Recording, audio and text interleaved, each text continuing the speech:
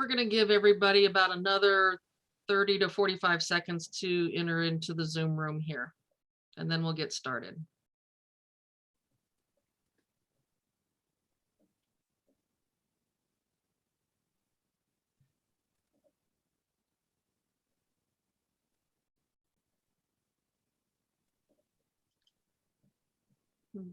While we're waiting for folks to come into the room, I just want to remind you all that after today's webinar, we have another one on the 20th of January with some faculty members from the chemistry department at Colorado State University.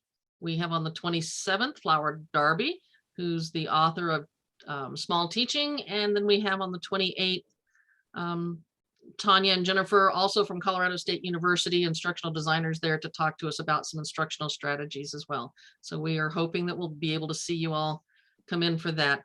Looks like our numbers have stabilized. So welcome to the Every Learner Everywhere Strategies for Success in Online Teaching and Learning, the reprise of our interactive conference series. It's a pleasure for you to be with us today. It's a pleasure for us to be here for you. My name is Norma Hollebeck, and I'm the manager of network programs and services with Every Learner Everywhere. Before I introduce our speaker, I'd like to take out just a couple of minutes to tell you about Every Learner Everywhere, the mission of our network, and who we are. So Every Learner Everywhere is a collaboration of 12 higher education organizations with the expertise in evaluating, implementing, scaling, and measuring the efficacy of digital learning and its integration into pedagogical practice. Every Learner Everywhere is one of 3 solution networks sponsored by the Bill and Melinda Gates Foundation. Here at Every Learner, we work with colleges and universities to build capacity among faculty and instructional support staff to improve student outcomes with digital learning. Our mission is to help institutions use new technology to innovate teaching and learning with the ultimate goal of increasing student success, especially for first-generation college students, poverty-affected students, and students of color. A few quick housekeeping notes. We are recording today's presentation, which we will share after the webinar. Throughout the presentation, we welcome your questions in the Q&A section. If participants raise their hand during the presentation, we will not be able to unmute you. However, we will be monitoring the Q&A as well as the chat. So, as a biology professor and a recovering associate dean, I'm excited about today's conversation, starting with the learner, inclusive instruction as teaching with social justice. Our speaker today is Dr. Joel Amidon. Joel completed his doctoral studies at the University of Wisconsin-Madison, go Badgers, and is an associate professor in the Department of Teacher Education at the University of Mississippi. He is, let's see how I get this long list of things here straight. He is a co-host for the Teaching Math Teaching podcast, co-host of the Teacher's Journey, Mile Markers on the Road to Better Teaching podcast, host of the Amidon Planet podcast, and a former high school mathematics teacher. Joel's specializations in mathematics education and the improvement of pedagogy to address issues of equity and diversity. So simply put, Dr. Amidon's work is focused on leading people to love others through teaching. So I am going to now hand it over to Dr. Amidon, and we're going to have some fun here. All right. Good afternoon to most folks here. And let's see, share my screen. Let's try that again. There we go. Okay. So I think a number of links have been put out there to different, my slides and the website, amidonplanet.com/strategies for success. Just an invitation to add to the Jamboard there. So if you go to that link that's put in the chat, amidonplanet.com/strategies for success, you'll see a link to the Jamboard. There might be a direct link to the Jamboard as well. Just your name, institution, role in teaching would be great, just to see if we can use this tool a little bit to get to know each other a little bit better.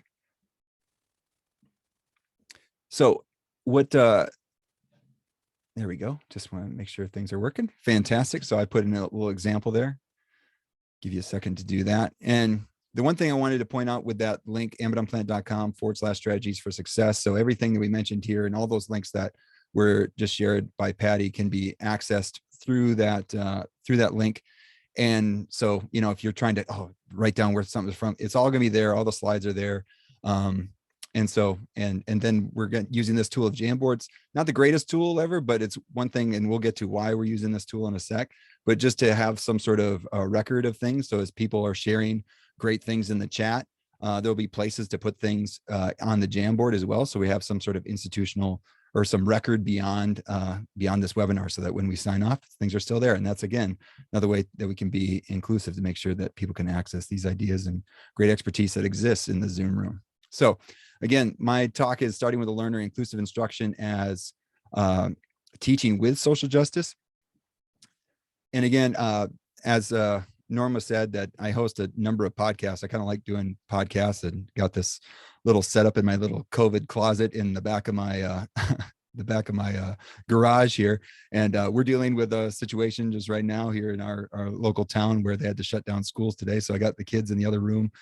They're all fed and everything, and make sure that they're off the internet. So we should be just fine. But just dealing with the things that we have to deal with, and just knowing that we're just going to keep plowing forward. But anyway, so starting with a learner, inclusive instruction as teaching with social justice, what we want to do is define first, thinking about, well, what do you mean by teaching with social justice? So I'll make sure I'm doing here. So teaching with social justice is one way that you can combine these ideas of teaching and social justice. So my advisor at Wisconsin, Anita Wager, she and her work would talk about in her dissertation about teaching for, about, and with social justice. So just want to make sure that we're differentiating between those two, or between those three, so that we're not thinking them all the same. So for example, teaching about social justice is when we think about reading the world while promoting a relationship with content. So thinking about, if you're familiar with Freire, talked about reading the world and thinking about how do we understand the world while we're learning the content. We're developing this relationship with content, so that helps us understand the world a little bit better. So for example, in the curriculum that I taught with as a high school math teacher, we use a problem like this: Daytona 500, as the speed goes up, what happens to the duration of the race, right? Speed goes up, time goes down, and there's an inverse variation there. So they're kind of reading the world a little bit, but this is one slice of the world. Well, at the same time I was doing this problem, at the same time as the Deepwater Horizon oil spill was occurring. And if you remember, at that time, the amount of oil that was being predicted to come out of the earth and it to be spilled out into the ocean, that number kept getting increasing all the time. So it seemed like, hey, this is a way that we can learn about inverse variation while at the same time understanding how big of a disaster this is. And so we just needed a constant to compare these rates to. And so the constant we used was the amount that was spilled out when the XL Valdez crashed up in Alaska a long time ago, or a while ago. And so using that as a way to, again, read the world by developing this relationship with content, in this case, mathematics. So that's teaching, that was teaching about social justice. So the thing about teaching for social justice, we talk about reading and writing the world while promoting a relationship with the content. So not just learning about the world, but then acting upon it, right? So again, that's talking about reading and writing the world with mathematics. Rico Gutstein talks about that, and when he's talking about teaching math for social justice. And this was something that we try to do as well, where there was a instance where, and again, this is a kind of a superficial, but for a kid in a high school math classroom, this was a big deal, where they thought we had too much homework all the time. Oh my gosh, Amidon, why do we have so much homework? And then a kid, Charlie, a pseudonym I'm gonna use, said, hey, Amidon, you give so much why do you give so much effing homework? And I'm like, oh my gosh. Well, one, Charlie, he didn't use that word, he used the actual word. I'm like, Charlie, watch your language. But two, hey, that was a very passionate question that he asked, and right, where he's curious about his world. He was analyzing the question, or he was questioning the world. So like, why don't we use the tools we've been learning in math class in order to answer that question? So we did an investigation. We collected data around their homework, the time they spent on homework. And that gave us a chance to think about truthiness of data and outliers and all sorts of things where they could analyze and make some hypotheses, and then come up with some conclusion and some action steps, and actually write on the world and make suggestions. Maybe they said, hey, here's some suggestions for better practices with your homework. And Charlie eventually came back and said, hey, Abaddon, you actually don't give a lot of homework compared to others. And I felt good about that. But anyway, it got us talking about what is the purpose of homework, and that gave the kids agency through investigation of the content. So again, we were teaching for social justice. And if you're interested in that sort of stuff, like teaching math for social justice, some great resources just came out. This book, High School Math Lessons to Explore, Understand, and Respond to Social Injustice, is by Basil Conway, Robert Barry, Brian Lawler, and Robert Barry. That's an awesome resource if you're interested in teaching for social justice. It's about math, but if you're interested in just the thinking behind that and how you can interlace social justice ideas within content and teaching for social, I would highly recommend. This is a link to a podcast episode where we talk about book club. So in the show notes for this episode, we lay out all the different content that we had around this book. What's cool is that more books are coming out from different content areas or different levels. So elementary, early childhood, and middle school on teaching math for social, if you're interested in that sort of thing. And then we get to teaching with social justice. And this is what I think is foundational. If we're going to be thinking about all these different things, if we're going to be thinking about teaching about social justice, if we want to do that, I don't think you can do that without teaching with social justice. To be like, hey, look at all the injustices out that are happening out in the world or even within our classroom. But then you think about the injustices that exist within your classroom. How can we be more equitable and inclusive in our own teaching? So we call this promoting a relationship with content through inclusive and equitable teaching practices. So this is the how things happen within our classroom. And so what are we doing there to make sure that it's foundational, that we are attempting to teach with social justice? And again, it's not just something like, oh, we're doing it and now we're done. It's kind of like, I kind of relate it to when Ibram X. Kendi talks about being anti-racist. It's a continuous decision process. It's not just, oh, I'm now this and I don't have any more work to do. No, it's a continuous, every single day, every single decision. So, it's constant, especially if we're in a academic cycle, looking at your own practices and thinking, what have I done recently and how can I be more equitable and inclusive in what I do in this next phase, especially lately when the modalities have changed, all these different circumstances changes around what we're trying to do. So teaching with social justice, an example could be if this article from Joe Bowler and Megan Staples talks about the story of Railside High School that's in California. Again, that's a pseudonym as well. But they looked at this Railside school, which taught with heterogeneous math classes using a reform-oriented approach. And when they did the studies, they did the qualitative and quantitative analysis, they found that in this Railside place, compared to other schools that had more traditional focus, traditional instructional practices, that kids at Railside learned more, enjoyed mathematics more, and progressed to higher mathematics levels. And so looking at what was being done in that school and how they did it using complex instruction, small groups, again, untracked classes, and you saw the kinds of results that they did, it would seem like that would be a better way, a more just way to teach. And then even further papers down the line looked at, what, for the students that identified as male in the classroom, it really didn't matter between the traditional and the reform-oriented approach versus students that identified as female. There was a big difference. They performed much better in these sorts of classrooms. So it'd be like, what's the just decision, which way to teach? So teaching with social justice would be using such teaching practices, right? So teaching with social justice is about promoting a relationship with content through inclusive and equitable instruction practices. So that is what we're talking about here when we're talking about teaching with social justice. So there's an intent to the things that we want to do in our practice. And so given that kind of definition there, what have you seen or done that could be labeled as teaching with social justice? And so what I want you to do is, you've been to the a number of you have been to the Jamboard and seen, yep, lots of good stuff there. So if you could go to the second page in that Jamboard and think about using that definition. What have you seen or done that could be labeled as teaching with social justice? Can you provide an answer to that question using that definition? If you head to that Jamboard, back to that Jamboard, and provide a response, put a little sticky on there. Give you a minute to do that, because I'm looking to see who's in the room.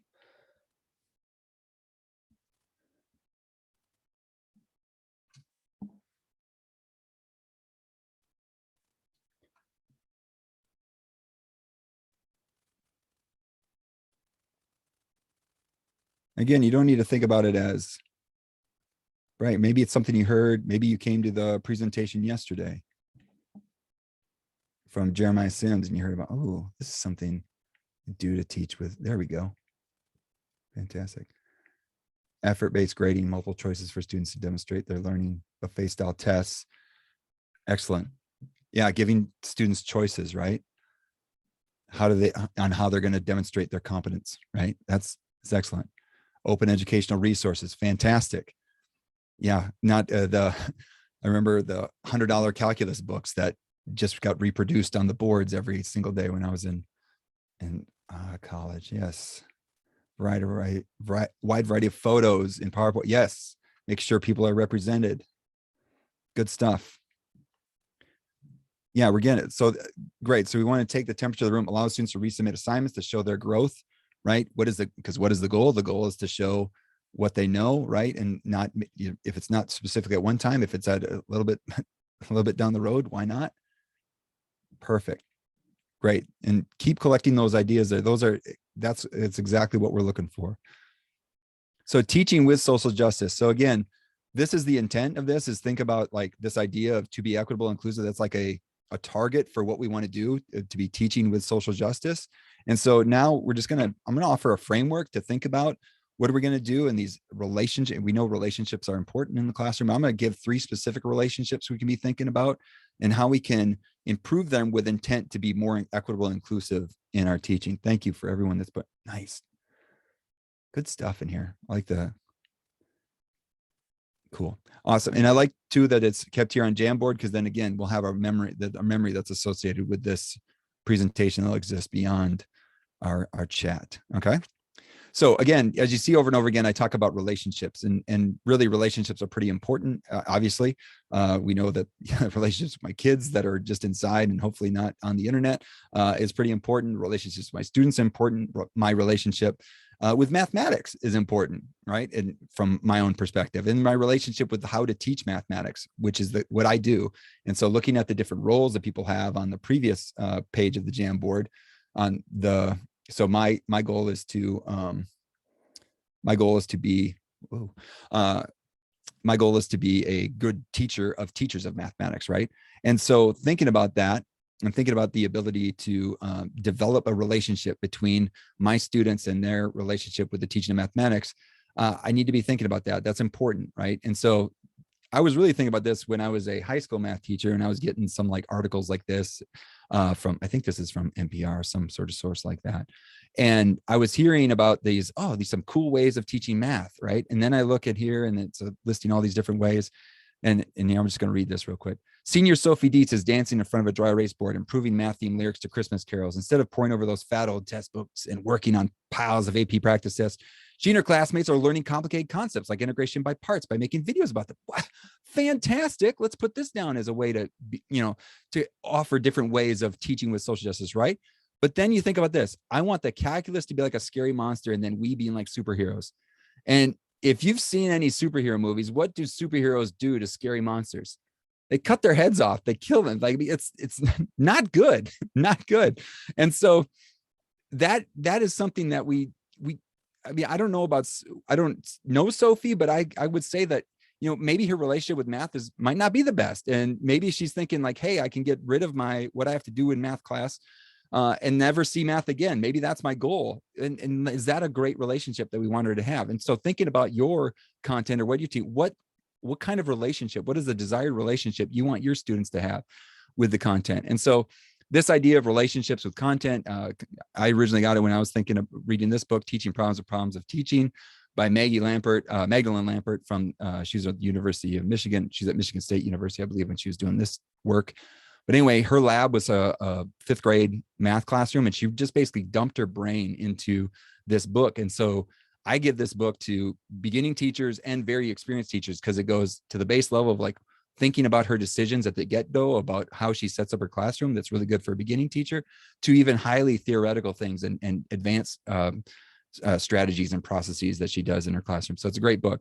And I talk more about it on podcasts. Again, there'll be nothing but shameless plugs throughout this presentation. But anyway, She talks about facilitating a desired relationship with the content, right? That's the most important thing. Students are learning all sorts of different things about our content, but we want a desired relationship. Like when I'm thinking about the teaching of mathematics, I want to be thinking about, how are we doing problem solving? Or are we teaching kids to be executors of algorithms?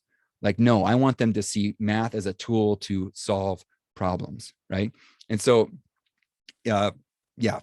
So thinking about that, we have what Maggie Lampert would say is these three core relationships that we need to develop, or that we have a responsibility to develop as a teacher. We need to develop a relationship with students, a relationship with content, and the relationship between the students and content, a facilitatory relationship where we are helping to put things into play to facilitate the desired relationship that we want to give. And so that's something that we design, right? And so those are the practices of teaching. And so in thinking about designing things and designing experiences to put into place, I think about this quote from Halverson Halverson: education is designed for learning. Because like I said, kids are learning, or learning is happening all the time, but education is something that we specifically design in order to happen to get to a specific outcome, or in this case, a desired relationship with the content. And so when I think about design, I like to think about universal design, because it's a way to approach it from a way that's more, again, equitable and inclusive, because again, we could have a knob that we can use to open a door. I got one in this closet here. It's great. Grab it, twist it, and it opens, right? But then what if I want to think about everyone that could be using this space? And can everyone use it? Could a small child use it? Could a small child get locked in here because they can't open the knob, because they don't have the strength to grab it and twist at the same time, or the size of their hand is not big enough, or maybe it's someone that doesn't have a hand. They have some sort of a hook or something that they need to use in order to open the door. So, okay, yes, we can put something like this on and retrofit it. But really, what about if we use universal design and think from the get-go how to make something that's intentionally designed for more people to have access to, right? And so thinking about universal design and interacting with this problem space of teaching is the universal design process. And again, another shameless plug, Yvari Solner, who thinks a lot about universal design. She's one of the co-authors of the article we did, but basically, or that was done. Basically, universal design is about 4 key questions, and really thinking about who will engage in the lesson. Those are the learners, not students, but learners, because what do learners do? They learn, right? So thinking about content, what content will the students engage with? Then we're also thinking about process and product. Or let's kind of cruise through that. Content is what content will the students engage with. Those are pretty self-explanatory. Process, how will the students engage with the content? So thinking about what are you doing in order to have them, what I would say, like play around with math in my world, or play around with the teaching of mathematics when I'm thinking about teaching teachers. So, and then what will be accepted as evidence of the students' learning? Like back already with when people put in the Jamboard for what they can see as teaching with social justice, there were already some things where people had alternative ways that people could be thinking about that were more equitable and inclusive, thinking about how can students show evidence of their students' learning. So then you overlap these two spaces, the problem space of teaching with this universal design process. We have our students as learners, our content as content. And then we think about process and product as a way to facilitate the desired relationship between content and learners. So again, we're about developing relationships. How are we developing these relationships with these 3 different things in order to get to this desired relationship we want between our learners and the content, right? And so this is what we call practice.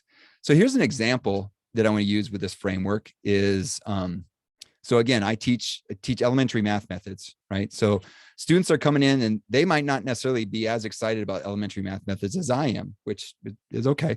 And then thinking about it from the pandemic perspective, where I had to do everything virtually, right? And so I used to have my students, practice teaching, doing some reform-oriented math instruction. Remember, open-ended tasks, using problem solving, in context problems, those sorts of things, in small groups. I would have them used to have them in a face-to-face space, design a problem that they would design as a small group and then put it into play as a small group. But it ended up being a very poor execution of, it didn't work. It didn't really develop the desired relationship. So then when the pandemic hit, and I'm like, I can't have one person or one group teaching a whole, a Zoom room full of their peers. And so what do we have to do? We created these things called virtual teaching groups. So you have, again, a number of pre-service teachers with a variety of relationships with the content already. They might not have much experiences with reform-oriented math instruction. Maybe they had very traditional math instruction.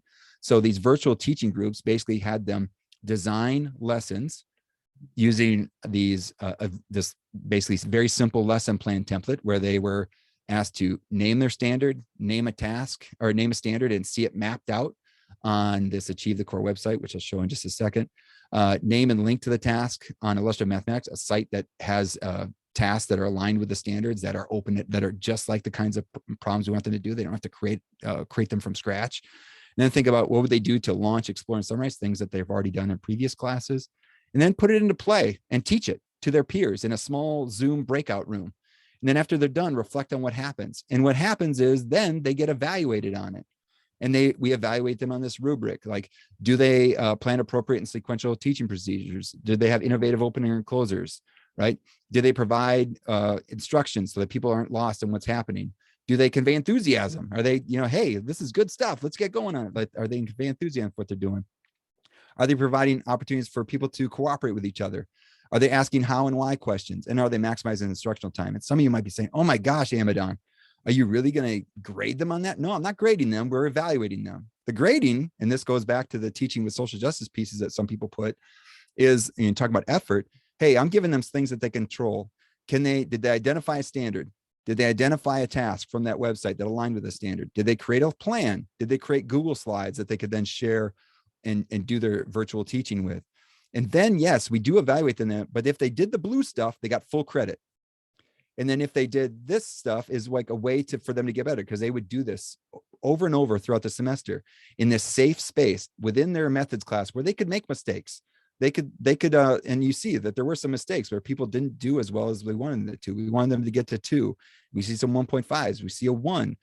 Hey, that shows them, hey, where do you need to improve for next time? And so this was a good way for them to have a safe space for them to look at what does this kind of teaching look like, both when they did it and when they experienced it from their peers.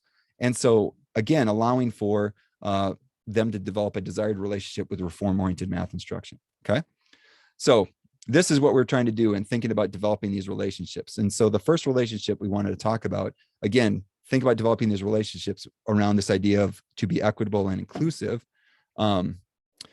We want to think about it from so I'm basically going to go through a number of different examples and then I want to open it up for some feedback. So I'm going to cruise through this one. So first of all, thinking about our content and think about what are we specifically asked to teach? What are our objectives? What are thinking about some of the things that people listed on the, how do you teach with social justice, or how have you seen teaching with social justice? If you don't know your objectives or what you're being asked to teach, and this is called Webb's depth of knowledge wheel. We use it in a lot of our teacher prep classes, and thinking about our objectives and thinking about, what are we going to, like, what is for level 1 of this wheel is kind of a level 1 is like trivia sort of stuff. Like, what are the facts that people need to know? What are the skills? What do they need to know how to do? And then how do you strategically use those facts and skills to do things? And then how do you create things? I'm actually reading the Andy Weir book, Project Hail Mary, same guy who wrote The Martian. But if you watch them, probably most of you have seen if you haven't, go watch The Martian. Martian's a great movie. But in that throughout, you can see him going through this thing where he's using his facts that he knows. He's able to do certain things. He thinks strategically in order to solve problems and even creates things using all that work. And so that is this whole idea of knowledge that we want our students to have coming into our classroom. But do we have those objectives listed from our syllabus? Do we know them? Do we know them in ways that students actually know them as well? Are they written in ways that students can approach, that, again, they understand what they're being asked to do in the course? Or is it just a miracle when all of a sudden a number shows up that gives them their value from the course? Or do they actually know what they need to, kind of knowledge they need to demonstrate? And so thinking about that from this is what they call the assessment pyramid, to think about, you're going to have a lot more DOK 1 or depth of knowledge 1 stuff in order to build on to get to the DOK 2 stuff. And then creating things, that's really high level stuff. So obviously you're going to have less of that. That's why we're calling it a pyramid and much narrower. So thinking about your objectives and how knowledgeable you are of those, what is your professional organizations that are around your content? There's lots of stuff for math that I could list off, but not all of you are math people, as you can see from the Jamboard. So, but like, for example, Achieve the Core has all these different, they map out the standards, and I want my students to be aware of this. I want to be aware of it, so we can see which standards go into which from the from each grade level, and how important different standards are and how we can see that, what sort of vertical alignment are there between standards, all this knowledge about the content. If I'm developing that relationship, so I know exactly what I want to teach and how to teach it and how to communicate what students are have to know, then I'm developing that relationship with the content so I can then express that to my students. So I'm wondering, what have you done that could be labeled as developing a relationship with content in order to be more equitable and inclusive? And seeing that the Jamboard, the Jamboard shut down for a second because there's too many people in it. That's a great problem to have. But if that third slide on the Jamboard, what are people have been doing to develop a relationship with content? So that could be even like hypothetical learning trajectories or learning trajectories are something too, like exactly from a math perspective, like how do students think about certain concepts? How do you develop certain concepts? Or thinking about, what if there's new standards that are being labeled out there? These are things that just developing the relationship with content are things that you can do is almost like, as Norma talked about in my description, talking about leading people to love others. If I want to love on my students before I even know them, how do I develop that relationship with content? So what are things we could do to develop a relationship with content? Even that third slide on the Jamboard is a place that you can put that.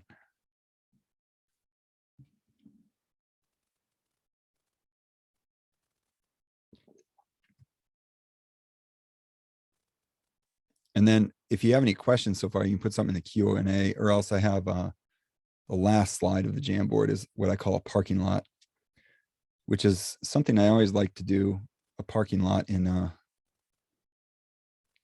if I'm having slides or something like that, in order to basically kind of have a, I don't know, exhaust or release valve for people to put things in case, like, oh my gosh, Amadon's still talking. I got to put a question for him somewhere, or like, hey, I want to make sure something gets addressed. Like I put my own first note there on things. So another way to, and that's something I learned from, there we go.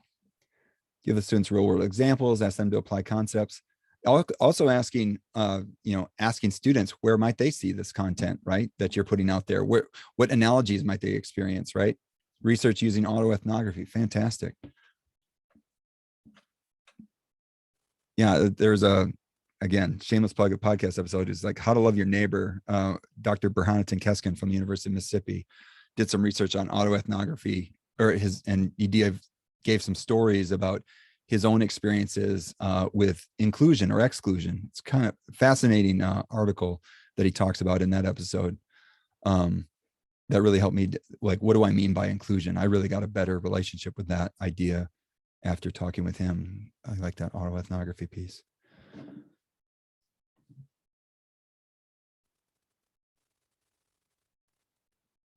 Another thing too, relationship with content is like knowing where the content is going. I know from, again, a math ed perspective, the big thing that's coming out that people are talking about is data science. And I tell you, like in the last 6 months, I really didn't hear about data science, but now I'm becoming immersed in it. I'm starting to use some tools and because I need to start talking about that, because if I want to develop the relationship with my teachers so that they can incorporate that, I need to develop that relationship as well. So as you're hearing things that are coming down the pike and then being connected with online or your professional organizations that are associated with your world, like, how are you getting to know, like, what are people talking about? What else do we need to talk about? What are the issues with our field, and how can we, be prepared to put those things within our content? Or even, like some of it's in some state, like they're thinking about how are they changing standards, how can be a voice in those experiences as well. So that's a relationship with content. Thank you for those that are putting stuff in there. And again, if you still have things that like, oh, here's the way that we develop a relationship with content, please go ahead and put it in the Jamboard. I love being able to go back, because kind of in a frenzy right now going through the presentation. All right, then thinking about relationship with learners. Okay, so again, this is the one when most people think about, oh, I got to develop relationships in the classroom. Maybe you're not thinking about develop a relationship with content. Well, this is the one you probably do think about, developing a relationship with learners. And so, thinking about how do we do that, and so you're like, oh, I'll do the back to school survey and like, hey, hand this paper out, you fill out your contact information, what's your favorite color, and all this sort of stuff, which is fine. It shows that you care, but then like, what can you do with that really? Or like, even if it's a survey through you got some sort of Blackboard thing, or, maybe it's even an online discussion. How can you be a little bit more proactive? What are some things that can be done? So what I really like is there's a link to this in the slides, but I'll go to it right here. It's also on Amazon Planet on how to build relationships. But there is this episode of the Hidden Brain podcast, and it's still there, about how to create these connections between the instructors and their students. And even in a way that might not be like you're thinking about, like, oh, I got to know all my students. Well, it's maybe more important that some of this research says that they know you, right? And so this survey from Panorama, it's a free little survey. I've used it before. Get to know your students from day one. It's actually, they're allowed to get to know you. And some of this research points that's really important there. Shoot, I can't see. Can't click. Sorry. Gotta go back. Try again. Too many things in the way of clicking. But anyway, on that site, there's this survey where you take the survey first. And what happens is then they identify with it. You get to see who identifies with you. They get to see if they have something that connects with you. So, if it's like you're into music, or you're into, you're passionate about the environment, or you like to go outdoors, or even just little things that they can help develop their relationship, even if it's not even in what the research that's from that podcast episode was saying, from Dr. Girlback, so it would say is, even if it's even like something insubstantial, like I'm an owner of the Green Bay Packers. I have one share of stock. When Brett Favre won in 1997, I have one share of stock of the Green Bay Packers. Some of you might be Packer fans. Some of you might be Viking fans. And either way, we've just developed a little bit of a connection there. Or the fact that on my Spotify rundown for the year, Taylor Swift was my number one artist that I listened to. Now, some of you might be like, oh my gosh, and that's all of a sudden another connection. Or I have a black lab dog that's sitting in the other room, just wondering why I'm yelling in the closet in the back of the garage. All those sorts of things, those developing those connections that we've just did. There's something there with regards to performance that people are willing to, it's like if they have a better relationship with you, they might be willing to have this relationship with this content that you're trying to make the connection with. So that's kind of the goal of that. And so you take the survey, they take the survey, and then they're able to see how they connect with you. And then what's cool is I'll then ask the question, hey, how are you like? How are we alike? How are we connected? And they'll say, hey, we both like music. Oh, that's awesome. What music are you into? And be able to have those sorts of connections. It's a really nice tool to use that you can set up initially to get ready to develop those relationships with your learners. Another one is using any sort of inventory. Like this is an inventory I like to use. It's really simple, where they have all these words, and then those words align with animals, and those animals align with certain personality types. And is it scientific? And, all this, maybe not, but there's some truthiness to it. And all of a sudden we have a common language to talk about, like, oh, you're a lion, and oh, we got two lions in a group, and they might butt heads a little bit, or two otters in a group. Hey, make sure someone is paying attention to the details. Or we got a lot of golden retrievers. Everybody's concerned about feelings, so that sort of thing. And dealing with teachers, we've got a lot of golden retrievers in our classes that I teach. But anyway, those sorts of give you, and again, that's one simple inventory, but having stuff like that to have some sort of common language, or maybe you're really into the Enneagram, something like that, where you can develop those relationships with your learners. And then again, my friend Jen Wolf, I mentioned briefly before, developed this huge resource that we shared, or she shared with me before I had to teach in the fall of 2020, where I was like, oh my gosh, how am I going to be teaching online math methods class, which is a lot of hands-on stuff. I didn't even conceive of how I could teach that online. And she gave this resource. I'm definitely going to go here for this. If this is worth the price of admission, folks. Like Jen went and accumulated and developed all these or put together this huge slide deck that if you go to that link if you go to Amazon Planet, it's episode 29, AmazonPlanet.com, episode 29. There's this link to the resources that she shares. Now there's a podcast episode audio, and then there's a video version of it. And she made this slide deck. Probably get 2 copies now. Let's see. So it's a forced copy situation. I'm talking big about it. No, I can't get it. I can get 4 of them now. And anyway, maybe everybody's doing it right now. So, oh, there it is. Okay, very good. So in this slide deck, there's 200 slides. There's a lot of slides, but there's some things that she's done in order, and she's already built them or she's accumulated them, and she gives credit to everyone that she got it from, where, hey, how do we make sure that we're being as, again, equitable and inclusive as possible in what we're using? So she's like, I'm going to do a lot of things in Google Slides. Google Slides is very approachable. If we're going to be using Zoom platform, let's be really intentional about the tools that we have available, right? Not just assume that people are doing, or have people have to learn things through word of mouth. Or if I'm going to be using, some Google tools, what am I going to be doing, or some extensions and things, and how to do things with these things. So being very intentional with that. But she does things with building relationships that I really like, and I'm going to speed up to one. So like this is one. And this is like a nice tool where, hey, all she wants you to do is show up, and the way you're going to show, what you're feeling that day is to take a star and drag it to what you're feeling, right? Now, this is, you might think, well, how good is that? Well, one, you're taking the temperature of the class, checking in, you're acknowledging their feelings, you're building a relationship that way, that you're saying, hey, 1 minute of my class time is worth this.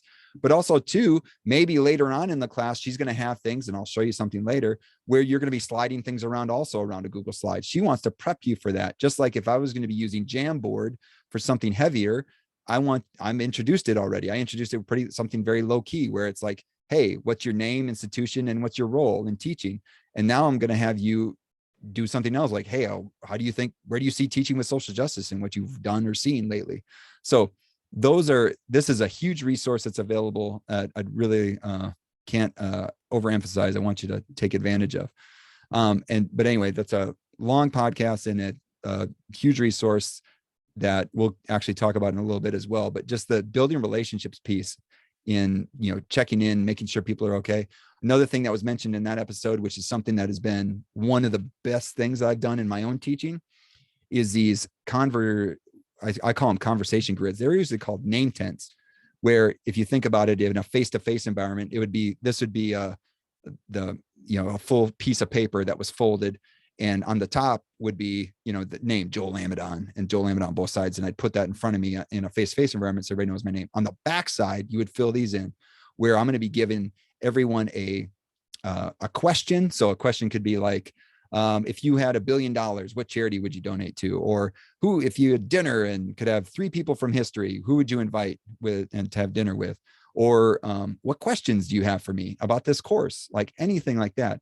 So you give them a prompt, they give a comment, and then eventually we'd provide a response. And so given we were doing this in a virtual environment, we actually did this where each of these was a Google Sheet. We did a one of those forced copy, just like we did that with the Google Slides that Jen Wolf put out, and everyone then linked it. And so we had a set of these available, so I could go through and answer back all these different things. And for each week, we had a prompt that we would respond to. And I tell you, this created so many different connections and resources, and then led to problem context that we used. It was such a cool thing to have in order to build that relationship with my learners, in order to best figure out how to teach them. Even though it was low key, you think like, what are the things that people care about? When people talk about the charities they care about, it's because their mom or dad has sick with something. So now I know when you miss, it's not just because you didn't want to be in class, it's because of this situation, or they're trying to deal with certain things in their life. And you're like, okay, I'm becoming a better teacher of them because I have a little bit more knowledge about their experiences. Again, that's just 1 or 2 samples from that slide deck that I wanted to share. All right. We got one more relationship, but just in case, I'm going to go a little bit quick on this, but on the third thing, developing relationship with learners. I already see weekly check-in modules. Fantastic. Where students share their experiences for the week, add a self-care component to it. Fantastic. That's actually pretty good too, for me, thinking of, we're going to have, and so, yeah, it's the 4th slide in the Jamboard. If you have ideas on how you can develop relationships with learners, go ahead and put it there. Someone put develop mutual trust. So what are things that you do to develop mutual trust, right? So it could be like doing some of that, sharing some of your life with them. There's trust, right? I'm going to share this detail. Like, I have 3 kids. I'm trusting you a little bit with that, right? Like, maybe some people like, I don't want to share anything about my life. Well, so there is mutual trust. If you want to share them to share about you, you might have to it's probably going to be a little two-way street there. So consider students' perspectives. Fantastic. All right. I've also like developing relationship with learners, making sure, how are we doing with making sure that when considering students' perspectives, how many are we providing? A lot of different perspectives out there that could be allowing for different, asking lots of questions, follow up with survey responses. Fantastic. Again, some of these things are already built in, where also too, if you do that conversation grid, you put something out there, someone provides a response about, my mom is suffering from this. And then, hey, you know what? My mother-in-law is suffering from that as well. Right. And so having those conversations, again, develop the relationship, but then also developing like, hey, I'm here. I understand some of those things as well. Or somebody else is dealing with that same thing. Actually had something with my GA. She's grad assistant this year. She mentioned in one of her conversation grids that she was interested in teaching in a foreign country like Korea. And I knew somebody that did that. I was like, hey, we could make that connection. And all of a sudden this developed into something where she's going to take advantage of that. So leads to all sorts of things. We develop these relationships. All right. A little close on time. Here we go. So the final relationship, this is where thinking about process and product. So what are we going to do to help them engage with the content? And then what are we going to do to have them show their expertise? We already mentioned some of that with teaching with social justice. A lot of that had to do with process and product. So that's great.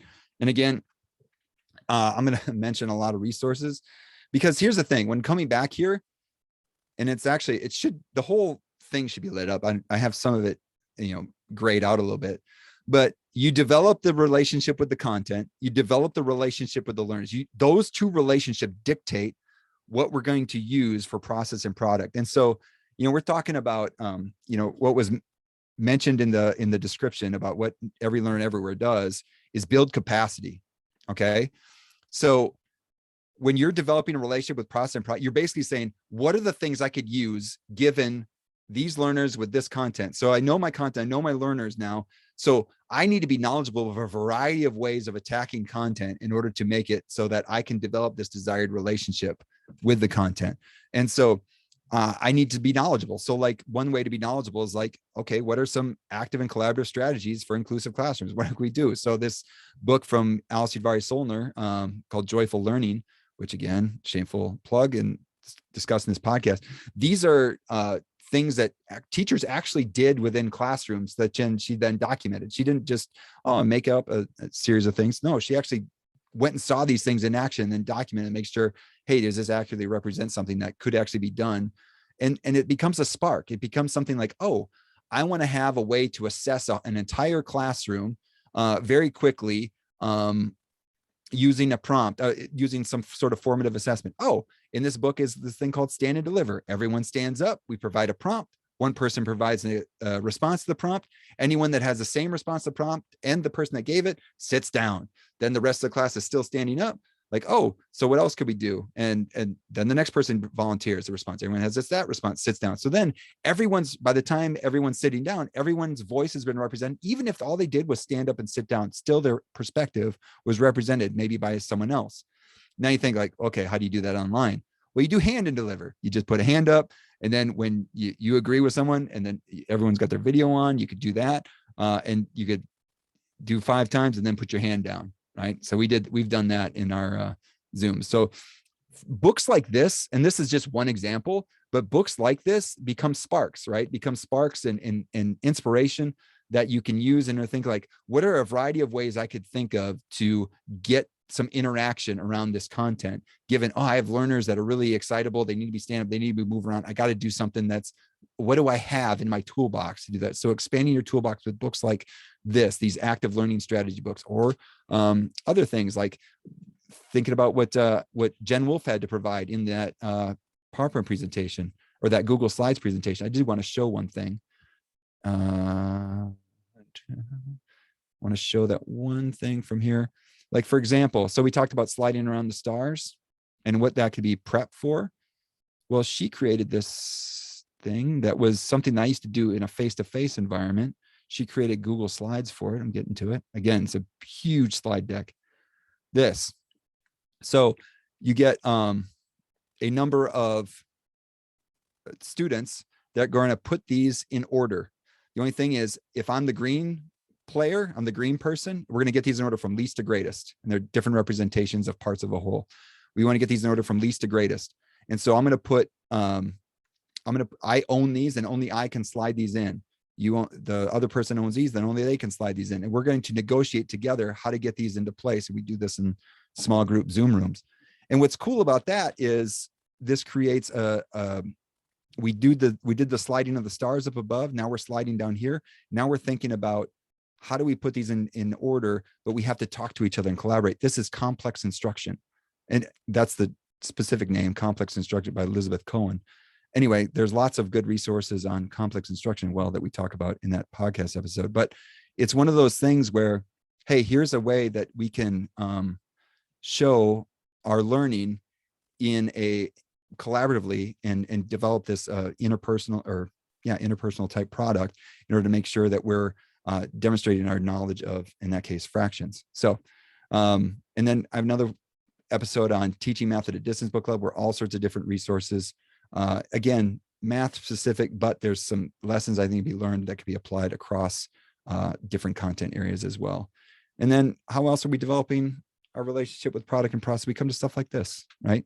We're doing this to get ideas and resources and things that we can do. And I think having this idea, this framework of thinking about developing these relationships with product and processes, learners, and with content, and think about how do we use those relationships?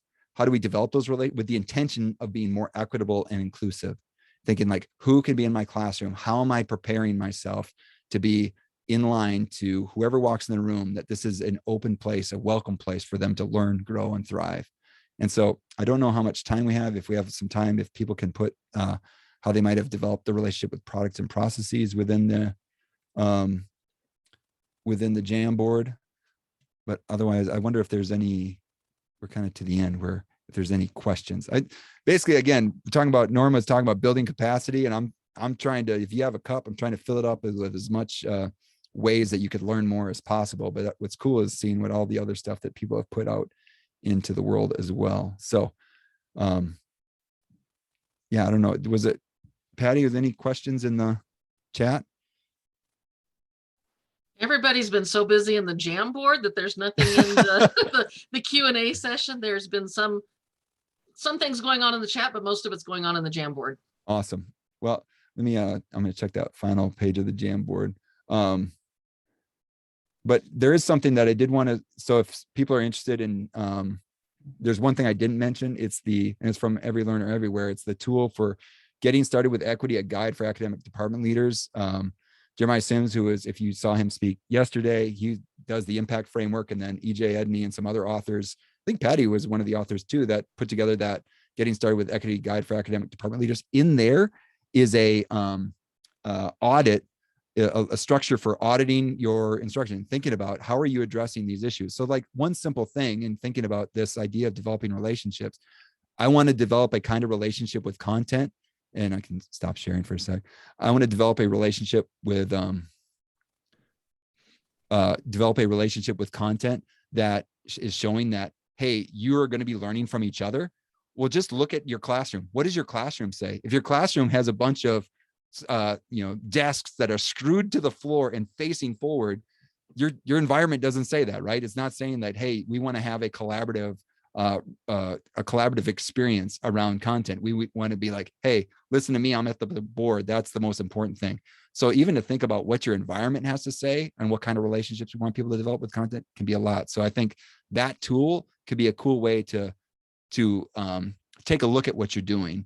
I know it says for department leaders, but there's pieces in there that you'd be like, I want to just look at my class, and it's pretty good. I like it.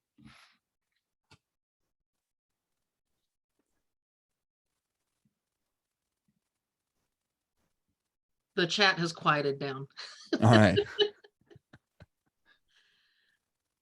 Anyway, so thank you so much for being here. I know we have a kind of a crazy situation here in Oxford where all the schools got shut down. So anyway, but thank you.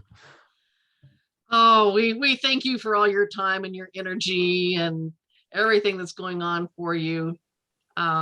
This was just a really exciting session. I was really mesmerized by all of the movement in the Jamboard, all the thoughts and all the activity.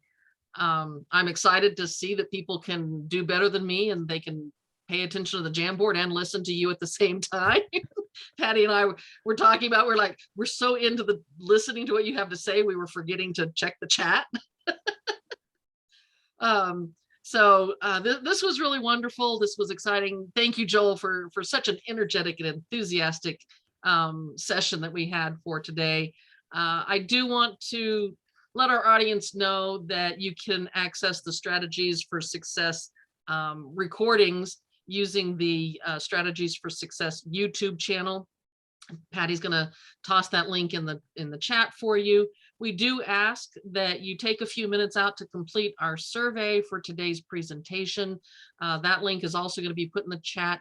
If you've got something going on immediately after, don't worry about it. We'll send you the link to the survey as well as the link to the YouTube channel in the email that follows up tomorrow that you'll get regarding the webinar here. Just some quick notes. Don't forget, we've got some more Strategies for Success presentations, the 20th, the 27th, and the 28th. And then also just to touch, we've got a WCET webcast coming up on the 20th. And one of the panelists is our Executive Director, Jessica Rowland Williams. So that's going to be an exciting conversation. And then on coming up in January through May, we've got a partnership with Achieving the Dream, and there's an operationalizing equity, social justice, and inclusion to transform teaching and learning. It's a webinar series. It's going to be really awesome. So we hope to see you all looking for that as well. Just visit the Every Learner website, our workshop page, our resources page. We've got a lot of stuff on there for you all. Again, thank you to Joel, and thank you to our audience for participating in today's discussion. We look forward to seeing you next week for our webinar, Engage Using Adaptive Courseware and Digital Technology to Enhance Student Learning, as well as hope to see you at future Every Learner Everywhere events. We want you all to have a wonderful day and enjoy your long weekend if you get a 3-day weekend. See ya.